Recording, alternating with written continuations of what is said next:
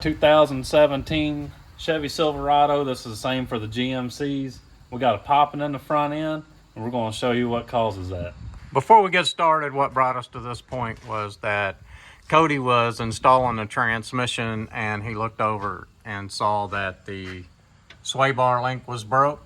Anytime that we see something like this, something small that is giving a customer a problem, we will just kind of throw it in with our rebuild work and fix this for them so that that noise will be gone.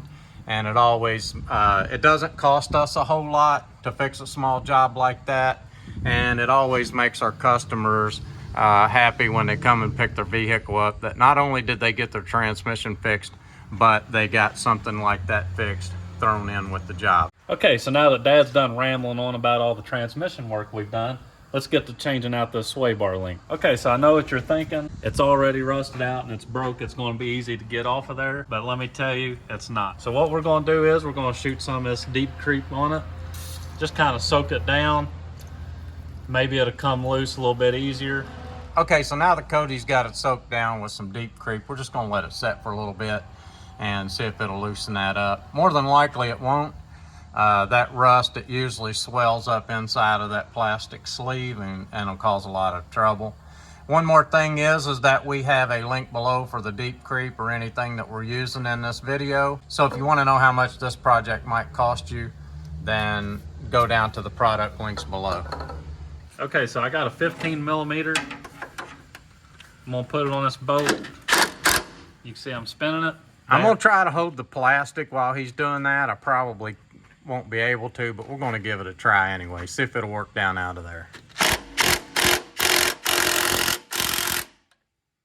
We're going with a bigger gun. So we got a bigger impact, 15 millimeter, and I'm gonna try to hold this. I figured that's what was gonna happen.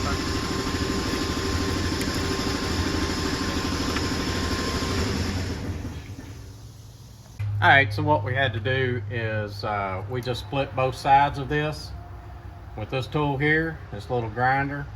We split both sides with it, hit it with a hammer a couple times, and it busted off.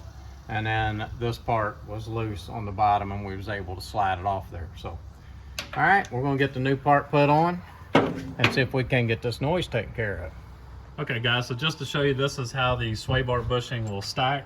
I know a lot of them, they come in different kits and they won't have them pre-stacked for you to show you how it goes. So this is the order.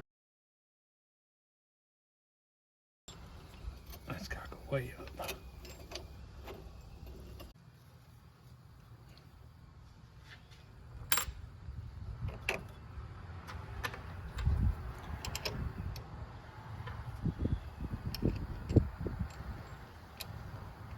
Okay, so to get that to where it would slide in there, we put a jack in between here and in between the A-arm and this, and just raised it up and slid it in there, and then just tuck the jack out.